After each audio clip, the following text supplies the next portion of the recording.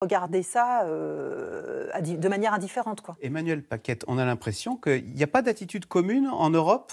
C'est chaque pays dit s'il veut du Huawei ou s'il n'en veut pas. C'est dommage, on a fait l'Europe pour avoir affiché un front uni face à la Chine. Et là, on y va en ordre dispersé en disant « Moi, j'ai pas envie de Huawei, mais s'il vous plaît, monsieur Xi Jinping, ne me tapez pas sur la tête ».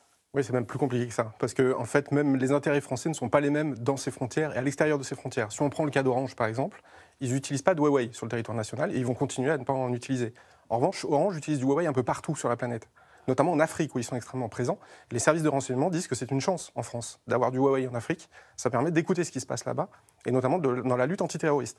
Attendez, vous êtes en train de dire que c'est bien vrai. En fait, ces antennes Huawei, on peut très facilement les utiliser pour se livrer à des opérations d'espionnage. Si vous voulez, en fait, la problématique, c'est de savoir est-ce qu'il y a des failles de sécurité qui sont laissées de façon opportune par le constructeur pour permettre des écoutes, ou est-ce que c'est simplement des défauts de programmation comme on en trouve partout aujourd'hui. Mais est-ce que c'est pas la même chose avec des antennes Ericsson ou Nokia? C'est la même chose. Il y a aussi des failles de sécurité chez Ericsson, il y en a aussi chez Nokia, effectivement.